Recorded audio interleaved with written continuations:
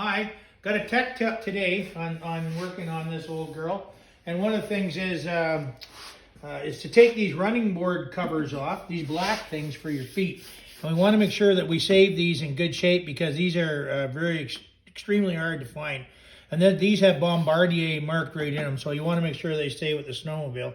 So these glue down fairly tough glue, and so they're hard to get up. So there is a couple ways to get them off.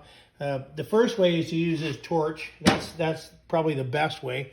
And that you want to make sure though this snowmobile is all new gas lines, and this is the gas tank in here. So you want to make sure that there's nothing leaking or anything under here. None of your lines, all the lines on this one are good, and they're all up out of the way. So then what you do is you warm a torch up, and you start at the back, or the front, and you just run through, maybe 5 or 6 times. Just like I said, you have to make double sure that you have no fuel underneath. If you have any idea or smell of fuel underneath, you need to find another way to do this and just rip them up or whatever. But I know for sure this one has no fuel, so that's why I'm able to use this. On this side, I haven't double checked the other side. And then what you do with these is you pull these up, and the old glue is soft now, so they just come up, and they come up. It's a little warm, and there you have it. Voila.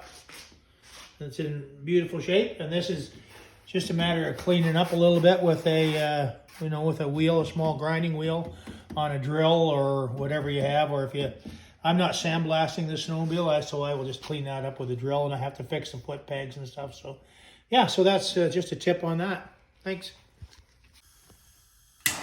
So then we just have the other side to do now, and we're going to do exactly the thing. I've already checked for fuel again underneath on this one, and there's no fuel. And so I know that I'm good to go here. I don't stay down here long though anyways, just as much as it takes to loosen that off a little bit. Like I can't stress enough to make sure, like I've been underneath this snowmobile and checked it, and there's no fuel leaking, so just make sure you realize that there's no way that you can check too much on that. And yeah, so just try not to heat it any more than you absolutely have to.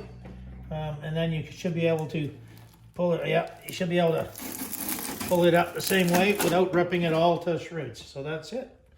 And you just clean that off a bit. You don't need to clean it off much because you're going to re-glue it. And then you clean this area up, which has no holes, but it has some rust. So yeah, and that's it. And then we'll clean that up after, and then I'll send some videos of how to clean that rust off there too. Thanks.